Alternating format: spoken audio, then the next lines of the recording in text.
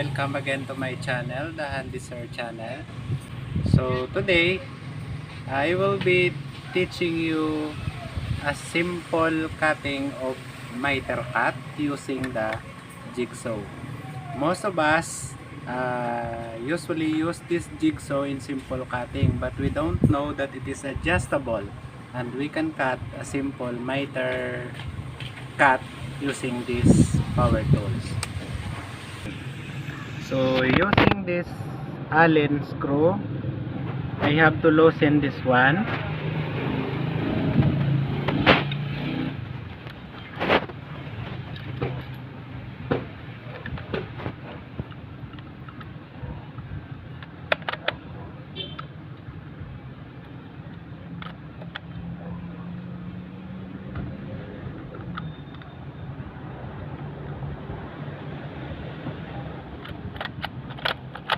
Okay, as you observe, you can already move this base. So if you're going to observe, there are several graduation here. We have that 10, 15, 30, and so on and so forth. Those are the degrees of our of the position of the plate. So I have to put it in 45 degrees, and then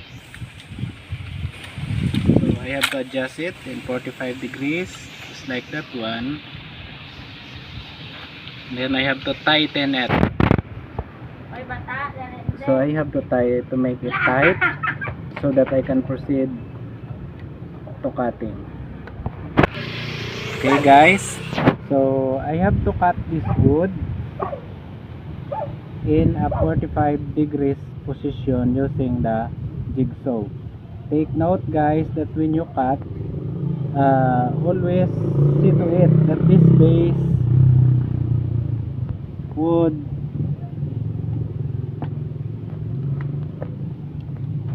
fix on the top surface of the wood or plywood. Now I have to do the cutting.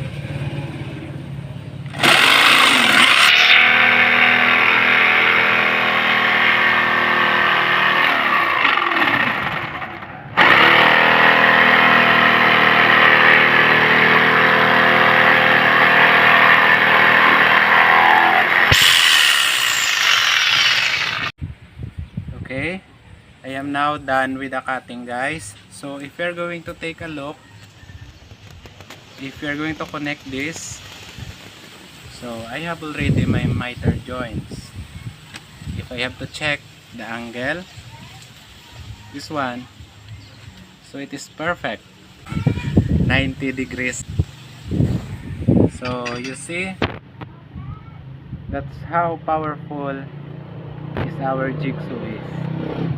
Thank you guys.